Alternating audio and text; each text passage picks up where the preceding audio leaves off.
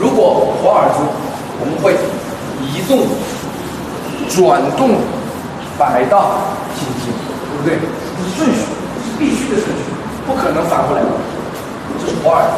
但是如果我们把这个感觉放在弧步舞当中，那就不对了，因为它也属于摆荡形式，但是它有自己的摆荡方式。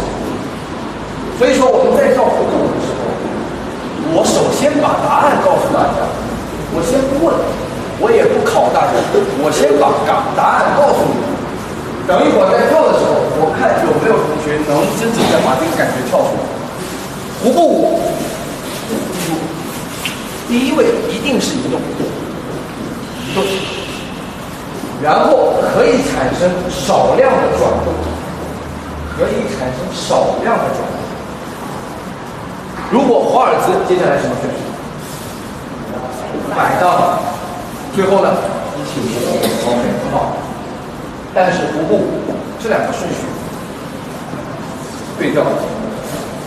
先我们在移动之后需要产生的是倾斜，然后摆荡。那很多同学可能有疑问，哎，老师，那倾斜不是摆荡带出来的吗？那先倾斜还怎么摆荡？这就是弧步舞的特点。所以想跳的，把弧步舞跟华尔兹跳出区别，你要把这个两个点分清楚。所以很多同学们跳的是什么？移动出去了以后，先产生了摆荡，再有了倾斜，那完了，你现在跳的不是弧步，哪怕你脚下跳的是弧步动作，你用的是华尔兹的方法，你并没有用到弧步的方法。所以你想把弧步跳的是更像这个舞蹈，更像这个弧步，所以我们必须要把倾斜放在前面。所以如果我给大家打个比方，华尔兹的摆荡是在，比如说我们中间画个分界线，中间有分界线。华尔兹的摆荡是在这个线下面去摆，在下面。那么弧步呢？弧步是在这个分界线的上面，这样的摆荡。所以把这个摆荡力量反到上面来。那上面来不是指我们只用上身去做，我们也会用到腿、胯和腰产生摆荡，也会用到我们的后背和重心产生这个倾斜。只不过在上面做，而华尔兹在下面做。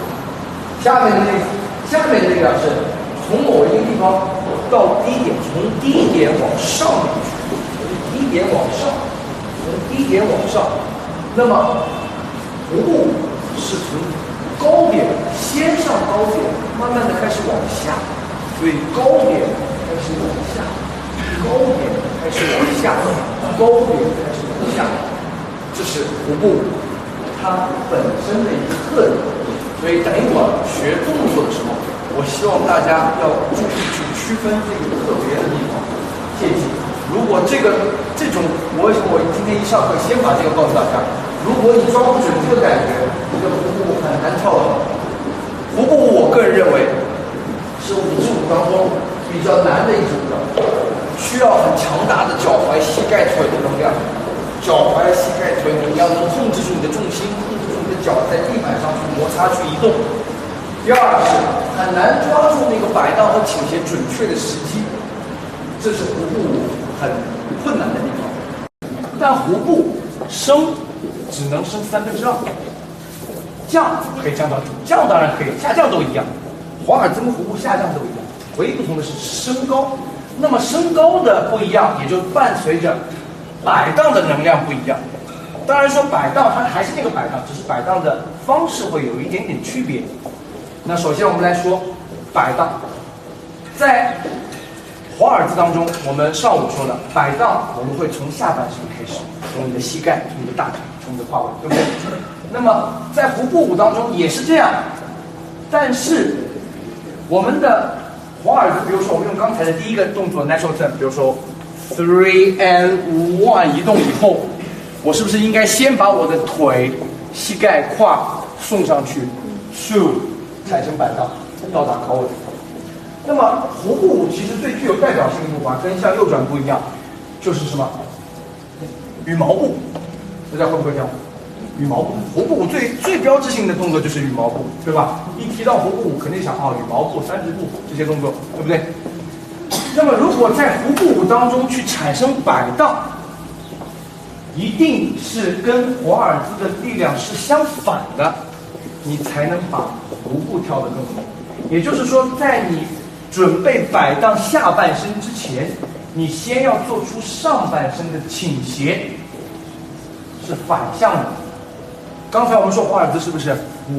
哇，当左腿摆荡之后，摆荡了，产生倾斜，对不对？弧步舞不是。弧步舞如果你这样跳，弧步如果这样跳，永远步伐跳不好，跳不出去。比如说我们跳羽毛步 ，3 4 1 2， 我在腿摆荡之前，会先让我的后背，才会让我的腿部摆荡上去。所以大家注意啊，上高位先想到背部倾斜，但其实这个倾斜名字叫倾斜，它准确的来说，应该是用你的后背去找到你所下一步要去的方向。因为在低位移动的时候，我们就是向前；但上高位的时候，我们会有一个方向性是朝斜上方。所以这个时候，不是用腿去站到上高位，而是用你的后背去指向这个斜上方。比如说我们在 1 2移动以后，我会用我的后背去指向这个斜上方，然后再用我的腿部去摆荡，到达这样的高点。那到了这样的高点，有了这样的位置，你才能控制好你的膝盖不升到最顶点，因为在弧步舞当中的膝盖是永远不会升到顶的。即使在华尔兹也会，但是华尔兹的膝盖的高度会比弧步高很多很多。华尔兹可能到这儿，弧步最多只能到这儿，也就是说会比它少很多很多的升高。那脚踝是没有区别的，脚踝一定是力道最高的，只是膝盖没有这么高。这是第一。第二是大家注意啊，弧步舞跟华尔兹还有一个非常非常明显的区别。刚才我们说的是摆荡的区别，还有一点非常明显的区别是，华尔兹是结束型舞蹈，是每一个动作在结束以后，你需要重新的再发力。比如说我们刚才那个套路，那个小组合，你来说成 1 2， 停下来，重新发力 1 2 3， 对不对？弧步舞是连续性舞蹈，也就是说，当这个动作结束以后，它会连接着下一个动作的开始，也就是说，这个动作的尾是下一个动作的头。3 and 1 2， 这是高点，这个位置可以画一下。弧步是 1 2 3 4， 就是 1 2 3 4， 后面是往下的，再重新 1 2 3 4， 所以每当最后这里4，开始高位往下，回到地板上，经过了高位，回到地板上，再接下来背，go and 1 2， 移动腿再收回来的时候，后背的位置，中心点的位置开始，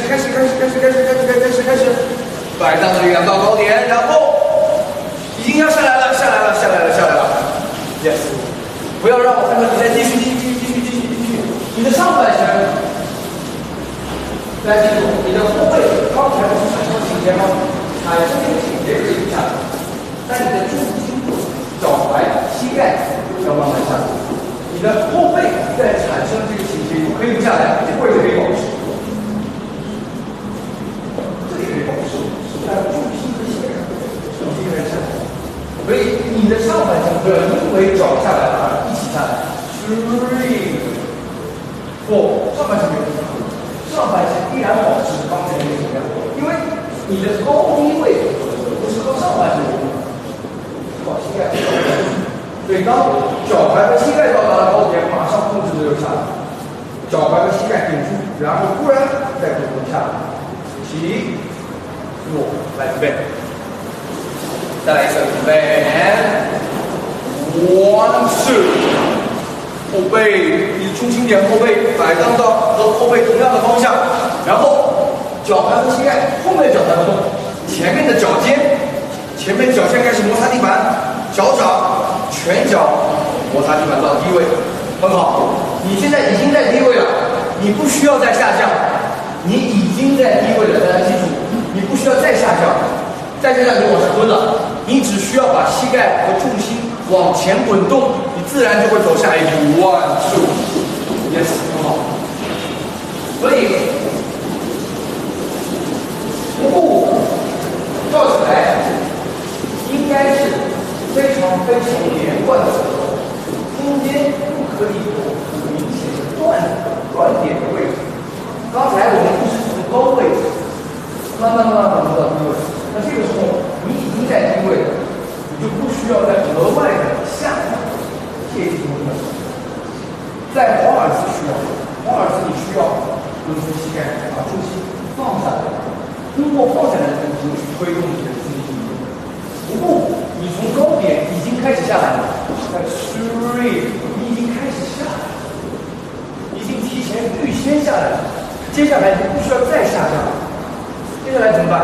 你已经在低位了，直接靠你的膝盖滚动，靠重心转移，哇，走下一步。所以你看到我身高，我上半身和下半身都不会有明显的，当然是可以，把2 2 1 2 1